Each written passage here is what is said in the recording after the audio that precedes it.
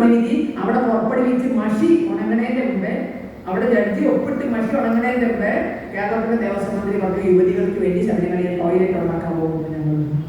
അവിടെ പറഞ്ഞിട്ടുള്ളൂ. എന്താ വിധിഞ്ഞായിട്ട് മുഴുവൻ വായിച്ചിട്ടില്ല. 2018 സെപ്റ്റംബർ മാസം 28 കോടതി വിധി വന്ന് വൈകുന്നേരം മന്ത്രി ആദ്യം പത്രക്കാർ കണ്ടപ്പോൾ പറഞ്ഞാൽ ഞങ്ങൾ യുവതികൾക്ക് വലിയ തോതിൽ യുവതികൾ വരാൻ കൂടെ ഞങ്ങൾ യുവതികൾക്ക് വേണ്ടിയിട്ട് ടോയ്ലറ്റ് ഉണ്ടാക്കാം. പിന്നെ ഉണ്ടായിരുന്നില്ല. ചരിത്രത്തിന്റെ നമ്മുടെ പോരാട്ട ചരിത്രത്തിന്റെ ഭാഗമാണ് പിന്നെ ഉണ്ടായിരുന്നത്. അങ്ങനെ ഓരോന്നും നോക്കുക നമ്മൾ. ഇതെല്ലാം നിഷ്കളങ്കമായ ബുദ്ധിയോട് കൂടിയല്ല, മറിച്ച് ചില ക്രൂരമായ അജണ്ടകൾ അതിൻ്റെ പിന്നിലുണ്ട്. ആ ക്രൂരമായ അജണ്ടകളെ കാണാതിരുന്നാൽ നമുക്ക് മുന്നോട്ട് പോകാൻ സാധിക്കും. അതുകൊണ്ട് ഇനി എന്തിനെങ്കിലുമൊക്കെ കീഴടങ്ങി കൊടുക്കുന്നതിന് മുമ്പ് പലവട്ടം ചിന്തിക്കണം. നവോത്ഥാനം നമുക്കകത്ത് നടത്തേണ്ടതാണ്. അത് നിയമം മൂലം അടിച്ചേൽപ്പിക്കേണ്ടതല്ല. നവോത്ഥാനം എന്നത് നിയമം മൂലം അടിച്ചേൽപ്പിക്കേണ്ടതല്ല. സമൂഹത്തിന് ചർച്ച ചെയ്യാം, എവിടെയൊക്കെ മാറ്റങ്ങൾ വരുത്തണം, എന്തൊക്കെ ചെയ്യണം, അതിനൊക്കെയുള്ള ആരോഗ്യം ഇന്നും ഹൈന്ദവ സമൂഹത്തിലുണ്ട്. അതിനൊക്കെ നമ്മെ നയിക്കാൻ ആചാര്യന്മാരും സദ്ഗുരുക്കന്മാരും നമുക്കിടയിലുണ്ട്. തീരുമാനമെടുക്കാൻ നട്ടലുള്ള സംഘടനകൾ നമുക്കിടയിലുണ്ട്. എല്ലാ സമുദായവും സംഘടിതമാണ് നമ്മുടെ. ആ നമുക്ക് തീരുമാനിക്കാൻ കഴിയാത്ത കാര്യം നിയമങ്ങളിലൂടെ അടിച്ചേൽപ്പിക്കുന്ന ഒരു സാഹചര്യം അതൊരിക്കലും അത്ര നിഷ്കളങ്കമല്ല എന്നതുകൊണ്ട് തന്നെ ഈ ആചാര സംരക്ഷണ സദസ്സിന് അതിൻ്റെതായ പ്രാധാന്യമുണ്ട്.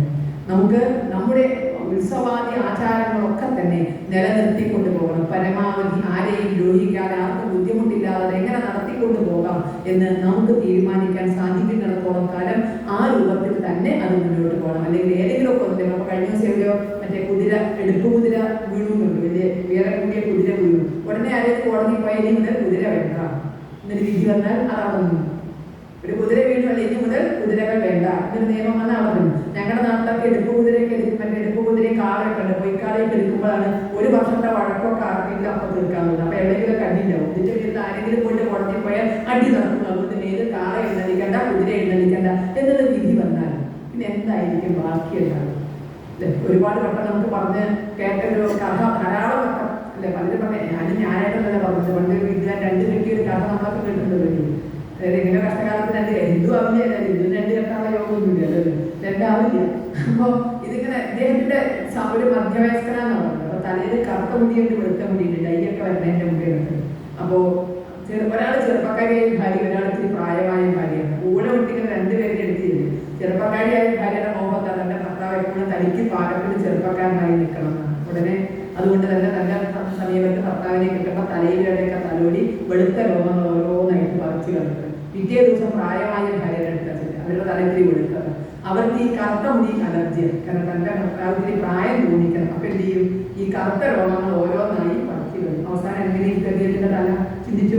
2 കൂട്ടരും മത്സരിച്ച് ഒരാൾ കറുത്ത രോഗം, ഒരാൾ വെളുത്ത രോഗം പുറപ്പെടുത്താൻ. ഇതുപോലെ ഇടതും വലതും മുന്നണികൾ മാറി മാറി ഭരിക്കുന്ന കേരളത്തിൽ അവർ വെച്ചിപ്പറിച്ച കൂട്ടത്തിൽ ജിഹാദികൾ എല്ലാവരും അവർക്ക് ഇഷ്ടമല്ലാത്തതെല്ലാം ക്ഷേത്രത്തിൽ നിന്നും ഉത്സവത്തിൽ നിന്നും പറിച്ച് കളഞ്ഞാൽ അവസാനം കഷണ്ടി അല്ല ഒരു മുട്ടയായി തോറ്റു തൊപ്പിയിടുന്നത്. അങ്ങനെ തൊപ്പിയിടുന്ന ഒരവസ്ഥ, മുട്ടയടിച്ച് തൊപ്പിയിടുന്ന ഒരവസ്ഥ ഹൈന്ദവ സമൂഹത്തിന് വരാതിരിക്കാൻ ഇത് വെറും ഒരു കൂട്ടായ്മയാകരുത്.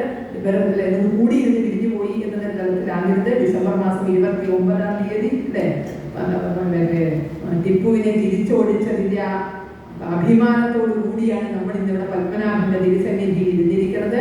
പത്മനാഭന്റെ കൊടിമരത്തിൽ കുതിരയെ കെട്ടണമെന്ന് ആഗ്രഹിച്ചവർ എങ്ങനെ മടങ്ങിപ്പോയോ അതുപോലെ തന്നെ പത്മനാഭന് ഗാർഡ് ഓഫ് ഓണർ കൊടുക്കണമെങ്കിൽ പണം കൊടുക്കണം എന്ന് പറഞ്ഞവര് നമുക്കൊന്ന് തിരിച്ചു പറഞ്ഞേക്കണ്ടേ?